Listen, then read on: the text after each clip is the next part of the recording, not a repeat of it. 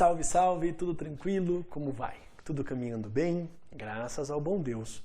Bom, você sabe, né? Temos que caminhar forte, temos que continuar o estudo com muita dedicação. Poxa, às vezes dá aquele baixo astral, aquela depresinha. Espanta isso aí. Vamos pra cima. Uma vaga tem que ser sua, poxa, claro. Então, olha, aula de número 17 agora. Aí você diz, Barbieri, nós estávamos dentro de serviços públicos. Isso, bem rapidinho, recapitulando. Falei para você de concessão de serviço público. Falei da comum, né, a simples, e falei da precedida da execução de obra pública. O que acontece? Acontece que dentro de concessão e permissão, nós precisamos visualizar aqui outros temas dentro de concessão. Então, até aqui, nós falamos só da letra A, concessão comum. Vamos na sequência, então, a concessão comum, simples, e depois precedida da execução de obra pública. Agora, na letra B, eu quero que você visualize as rescisões, que são duas famosíssimas, né? Eu tenho a rescisão por inadimplência. Você fala, Barbieri, na inadimplência, como assim? Olha, na rescisão, nós não desejamos romper o contrato, mas a depender da situação, o rompimento do contrato é a única coisa que nos resta. O Estado pode romper o contrato? Pode. A inadimplência quer dizer que a concessionária não está cumprindo com o seu papel. A concessionária não está fazendo aquilo que ela deve fazer. Então, quando eu falo de inadimplência, tem culpa da concessionária. O serviço não está sendo adequado, não está obedecendo a lei, não está obedecendo o contrato. Então, vamos anotar. Quando eu falo da inadimplência, tem culpa da concessionária. Tem culpa da concessionária. Mas, na verdade, o que nós temos que saber é o sinônimo da inadimplência. Rescisão por inadimplência por culpa da concessionária é a mesma coisa que falar de caducidade. Então, rescisão por culpa da concessionária é inadimplência, que na sua prova aparecerá como caducidade. Ó que beleza, ó que espetáculo. Então, você já sabe o que é a caducidade. É o mesmo que inadimplência. Falar de caducidade, falar de inadimplência são exatamente as mesmas coisas. Ótimo! Então, inadimplência e caducidade, resolvemos. Mas pode ocorrer a rescisão por um outro fator. Pode ocorrer a rescisão por interesse público. Nós não temos mais interesse, a sociedade não tem mais interesse naquela concessão. Por interesse público, veja, na inadimplência tem culpa da concessionária. Por interesse público, não tem culpa da concessionária. Não tem culpa da concessionária. E o que acontece? Se não tem culpa da concessionária, nada mais justo que o Estado indenizar. Então, antes de romper por interesse público, o Estado deve indenizar a concessionária. Claro, se não tem culpa dela e o Estado quer romper o contrato, pode romper, mas antes tem que indenizar. E agora, por interesse público também tem um apelido. Qual é o apelido? Por interesse público chama-se encampação. E são os sinônimos que vão aparecer na sua prova. Então, muito cuidado. Quando eu falo do rompimento, da rescisão do contrato por interesse público, eu dou o nome de encampação. Quando eu vou romper o contrato porque a concessionária está inadimplente, aí eu chamo de caducidade. Só lembrando que nós temos a caducidade lá dentro de ato administrativo, uma das formas de extinção do ato, mas não tem nada a ver com essa caducidade aqui, é só o mesmo nome. Pode ter certeza, isso caindo na sua prova, eles vão tentar inverter os conceitos. Então, caducou, rescisão por caducidade, quer dizer que a concessionária é inadimplente. Não cumpriu com a lei, não cumpriu com os dispositivos contratuais. Rescisão por incampação é interesse público. A concessionária não tem culpa, então o Estado deve indenizar previamente a rescisão. Maravilha? Lindo? Vamos na sequência, vem comigo. Nós vamos agora trabalhar com a letra C. E na letra C, lembra da arbitragem. Podemos aplicar a arbitragem nas concessões? Podemos. Está lá no artigo 23A da Lei 8987. Podemos perfeitamente aplicar a arbitragem. E quando eu aplico a arbitragem, você tem que lembrar que ela acaba por flexibilizar. Então, a arbitragem ela flexibiliza o princípio da indisponibilidade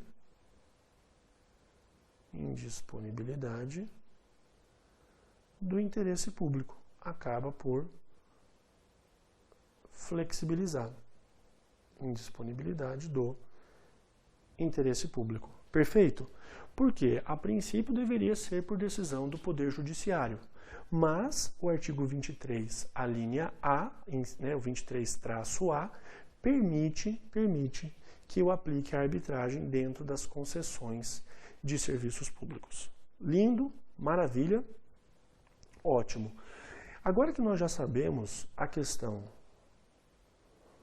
da concessão, precisamos visualizar aquilo que diz respeito à permissão. Então, ponto 7, concessões de serviços públicos.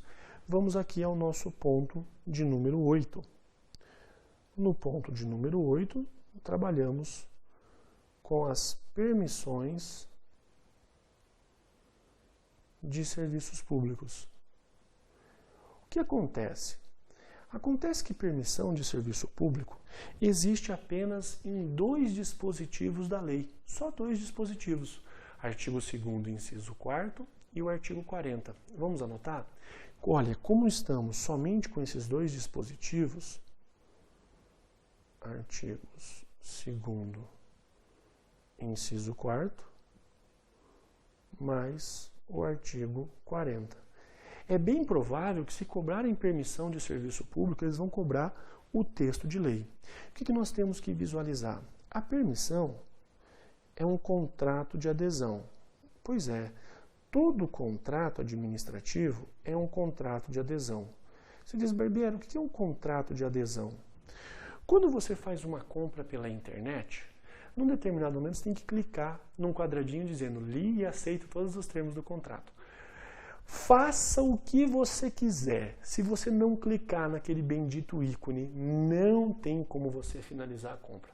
Professor, olha, eu vou fazer de algum jeito que eu não concordo com o contrato, mas eu finalizo a compra. Não tem jeito. Aquele é um contrato de adesão. Se você vai ler, se você não vai ler, não muda nada. Você tem ali um contrato de adesão. Ou você adere, ou você não adere. Contrato administrativo é a mesma coisa. A administração pública ele apresenta um contrato pronto e diz, está interessado? Você fala, estou, mas eu quero mudar essa cláusula. Não pode. É de adesão. Ou adere tudo ou não adere nada. Então, se a permissão é um contrato administrativo, lógico que é um contrato de adesão. Lindo. Mas nós temos agora outras características. Toma cuidado. Porque esse contrato é um contrato de adesão, olha que absurdo, precário. Aqui o legislador fez bobagem, né? Porque precário é o ato, não pode ser o contrato. A precariedade, ela é sempre do ato administrativo, não é do contrato. Então, se amanhã ou depois a administração retira a permissão, não gera ao particular o dever de indenizar. O particular não tem direito a receber a indenização. Absurdo, né? Mas é assim que está na lei. E ainda, de revogação unilateral. De revogação unilateral. Ótimo, tranquilo até aqui. Pega para mim o artigo 2º, inciso 4º. Vamos lá no artigo 2º, inciso 4º, da 8987, e depois nós aproveitamos para já fazer a leitura do artigo 40. O artigo 2º, como eu lhe disse, ele é muito importante porque ele é todo conceitual. Então, tanto para concessão, quanto para permissão, poder concedente, aquele papo todo. Pode deixar marcadinho o artigo 2º. Diz assim: para os fins do disposto nessa lei, considera-se, olha lá, inciso 4º, permissão de serviço público, a delegação a título precário, mediante licitação, na prestação de serviços públicos feita pelo poder concedente, a pessoa física ou jurídica que demonstre capacidade para seu desempenho por sua conta e risco. Estudamos isso? Estudamos naquele quadrinho comparando concessão com permissão. Agora vai no artigo 40 e visualiza o complemento. Olha lá no artigo 40.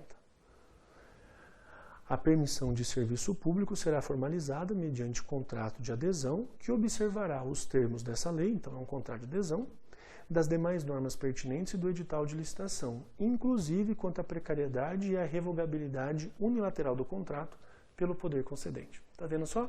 São essas as características que nós extraímos do artigo 2º, inciso 4º, e do artigo 40 da Lei 8987. Em poucas palavras, o que vai cair na sua prova é isso. Permissão de serviço público é um contrato de adesão, é precário e de revogação unilateral. Ótimo, fácil. Vamos agora para frente. Vamos falar da autorização de serviço público. Muitos manuais nem falam da autorização de serviço público. Por quê? Porque dizem que ela não existe. Não existe na Constituição, não tem na lei. Então, a autorização de serviço público é uma espécie de patinho feio. Mas é importante lembrar que isso já foi cobrado, é importante lembrar que tem menção no edital da sua última prova. Então, a partir de uma autorização de serviço público, o que nós precisamos visualizar? Nós precisamos visualizar o seguinte: aqui, de fato, não é contrato, é um ato discricionário. Ato discricionário. A administração vai autorizar se quiser. Além disso, esse ato é discricionário e ele é também precário. É discricionário e é também precário. Além de tudo isso, com revogação unilateral. Então, a administração vai autorizar se quiser. É precário porque se amanhã ou depois a administração pública retirar a autorização, não gera indenização ao particular. E mais, revogação unilateral. A administração fala, não quero mais manter a autorização, ela revoga. Perfeito. Lembrando também, por gentileza, que a autorização ela está ligada a serviços não essenciais. Serviços não essenciais. E mais, com remuneração indireta. A remuneração do particular é uma remuneração indireta. Você fala, Ave Maria, me dê um exemplo, então, pelo amor de Deus. Anota aí que o exemplo é bem fácil, é bem tranquilo. Imagina que eu tenho uma empresa. E na frente dessa empresa existe lá uma pracinha. E essa pracinha está detonada. Aquela pracinha que, assim, as luzes estão péssimas, toda pichada, o jardim não está bem cuidado, está arregaçado. Eu vou até a administração pública e falo, administração, você me autoriza aqui uma autorização de serviço público? Aí você diz, bom, o ato é precário, a administração vai autorizar se quiser, a revogação é unilateral, o serviço não é essencial, é verdade. E a sua remuneração é indireta. Eu falo, a minha remuneração é indireta. Perfeito. A administração fala, você vai cuidar da praça? Vou. A minha empresa vai adotar essa praça. Tá bom, fica à vontade, está autorizado. Qual é a minha remuneração? Eu vou colocar plaquinhas naquele espaço dizendo, olha, essa praça é cuidada, essa praça é mantida pela minha empresa. Isso gera um marketing, remuneração indireta. Perfeito? Então é assim que nós visualizamos a autorização de serviço público. Fácil pra caramba, né? Agora vamos marcar os principais artigos da lei. Vem comigo aqui, ó. Vamos ao ponto de número 10, fazer a marcação, análise dos artigos. Análise dos artigos principais da Lei 8987. Pega para mim, por gentileza, a 8987 desde o seu artigo 1º. E eu vou pedindo para você marcar os principais artigos. Então você marca, por gentileza, o artigo 1º. Diz lá, as concessões, então pode marcar o artigo 1º, deixa grifadinho aí. As concessões de serviços públicos e de obras públicas e as permissões de serviços públicos reger-se-ão nos termos, né, do artigo 175 da Constituição Federal, por essa lei, ou seja, pela 8987, pelas normas legais pertinentes e pelas cláusulas indispensáveis dos contratos. Fácil. Aí você vai no artigo 2º. O artigo 2º ele é inteiro conceitual. Pode marcar esse artigo. Fala de quem é poder concedente, de concessão precedida da execução de obra pública e de permissão. Deixa tudo marcado. Depois você marca, por gentileza, o artigo 3º. As concessões e permissões sujeitar-se-ão à fiscalização pelo poder concedente responsável pela delegação com a cooperação dos usuários. Óbvio, né? Se o Estado é o titular do serviço, ele delegou, ele tem que fiscalizar. Daí depois você faz a marcação, por gentileza, do artigo 6º. Marca daí, depois do 6º, o artigo 11. No atendimento às peculiaridades de cada serviço público, poderá o poder concedente prever, em favor da concessionária, no edital de licitação, a possibilidade de outras fontes provenientes de receitas alternativas, complementares, acessórias. Você fala, o que é isso, Barbieri? Quando você está trafegando lá pela rodovia pedagiada, você não vê algumas placas, algumas propagandas? Isso tudo é receita auxiliar da concessionária para que ela consiga manter o preço mais barato possível daquele serviço. Pode? Pode, está no artigo 11. Depois disso, nós trabalhamos com o artigo 13. As tarifas poderão ser diferenciadas em função das características técnicas e dos outros específicos provenientes do atendimento, né? Então, tarifa social, família de baixa renda, posso ter um preço diferente? Posso, deixa marcado o 13. Marca, por gentileza, aquilo que diz respeito ao artigo 18-A. O edital poderá prever a inversão da ordem de fases de habilitação e julgamento. Cuidado! Na concessão de serviço público, eu posso inverter as fases da licitação? Posso. Isso é obrigatório? Não, o edital poderá fazer a inversão, não é obrigatório. Depois disso, você marca o 23-A, que é a possibilidade da arbitragem na concessão de serviço público. Aí você vai marcar o artigo 26, a questão da subconcessão, autoexplicativo.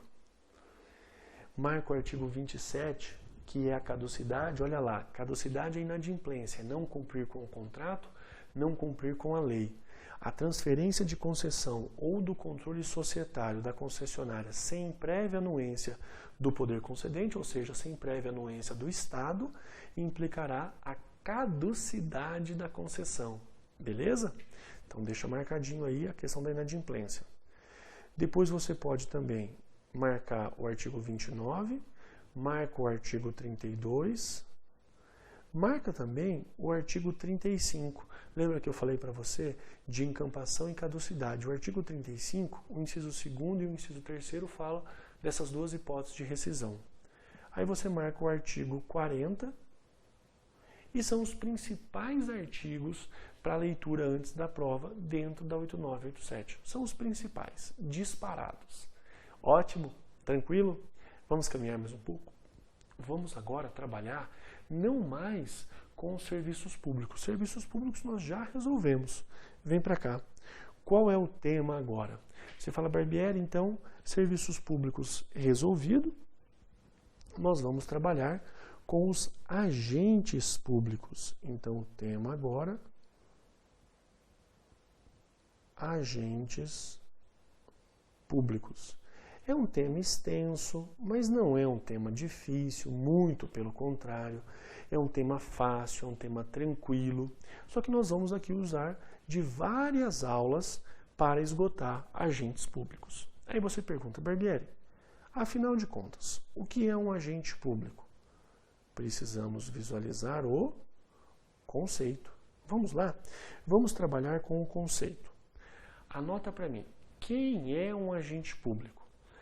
Todo e qualquer indivíduo que exerce uma função, todo e qualquer indivíduo que presta um serviço. Então, todo e qualquer indivíduo que exerce uma função, todo e qualquer indivíduo que presta um serviço em nome do Estado.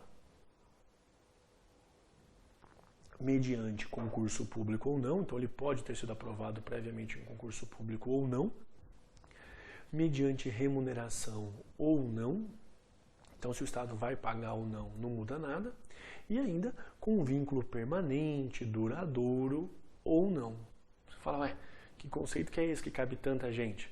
Todo e qualquer indivíduo que exerceu uma função ou prestou um serviço em nome do Estado, de forma com aprovação prévia em concurso público ou não, com remuneração ou não e de forma duradoura ou não. Você fala, pera lá, nesse conceito entra tanta gente que nós precisamos delimitar.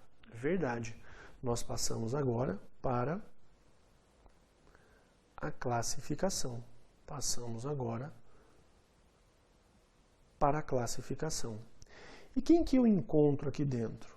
Eu encontro 3 grandes grupos. Os agentes políticos, os agentes administrativos e também os particulares em colaboração com o Estado. Os particulares em colaboração com o Estado. É todos os indivíduos que podem ser chamados de agentes públicos. Então agora nós temos que desvendar cada um desses grupos. Então não confunda agentes públicos com agentes políticos, com agentes administrativos ou com particulares em colaboração com o Estado. Ótimo! Vamos então trabalhar com a nossa classificação. E eu começo pelos agentes políticos. Deixa eu já te alertar que estudar agentes públicos não é um tema muito pacífico, não é um tema que todo mundo fala a mesma coisa. Então, qual foi a minha opção? Por metodologia, e lembrando que o nosso objetivo aqui é que você seja aprovado no concurso, e será, eu peguei a classificação do STF. É a classificação mais completa, bem bonitinha. Você vai ver tudo que pode cair sobre agentes públicos. E a partir disso, a hora que você chegar na prova, dá risada. Falar, isso aqui eu já vi, tá, acertou. Isso aqui eu já vi, acertou. E gabarita direito administrativo. É isso que eu quero, claro. Barbieri, posso gabaritar outras matérias? Pode, desde que gabarite administrativo também, né? Claro, vai passar tranquilo. Mais uma etapa da sua vida que você cumpriu, que você venceu. Não é? Mais uma, já venceu tantas. Vamos lá. Vamos visualizar quem é considerado agente político.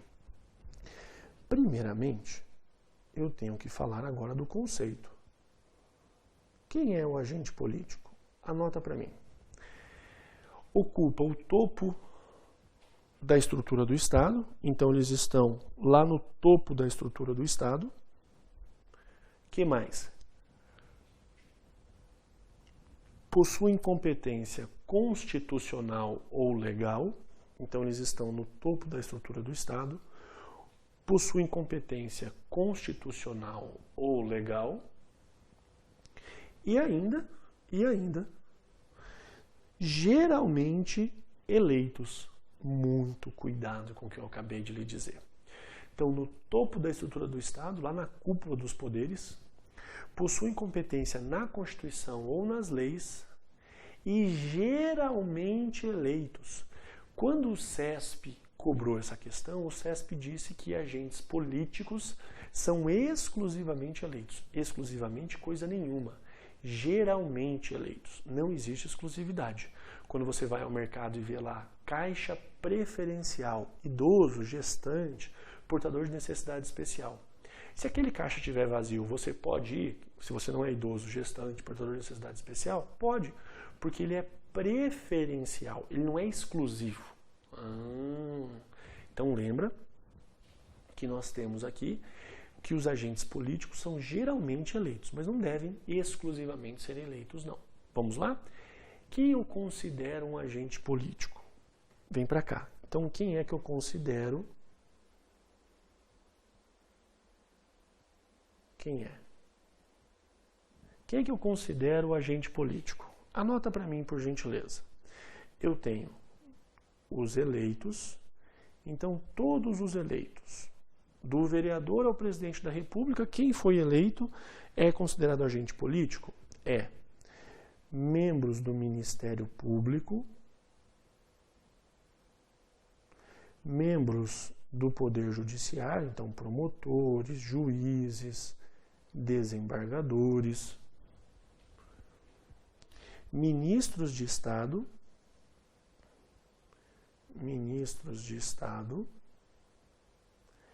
e secretários de Estado. Ministros de Estado na esfera federal, né? E os secretários de Estado na esfera estadual e na esfera municipal. Pronto. Esses caras aqui eu posso lhe garantir que são agentes políticos. É a posição do Supremo. Depois disso, é muito importante visualizar a súmula vinculante número 13. Claro, quem edita a súmula vinculante é o Supremo Tribunal Federal. A súmula vinculante 13, você lembra dela? É a súmula que fala do nepotismo. Ah, lembra aquele papo que a administração pública não pode ser um cabide de empregos para os parentes do administrador? Pois é. Aí você diz, Barbieri, a súmula vinculante 13, ela proíbe até qual grau de parentesco? Vamos aqui? Olha o macetinho. Você coloca aqui, ó, terceiro. Então, a súmula vinculante 13, ela proíbe até o terceiro grau de parentesco. Vixe, nunca mais erra, né? Nunca mais. E quem é que não aplica? Vamos visualizar? Quem não se submete à súmula vinculante 13. E aí? Quem é que não se submete à súmula vinculante 13? E agora, José? Fácil. Na próxima aula eu lhe digo. Combinado? Fica com Deus, tudo de bom e até lá.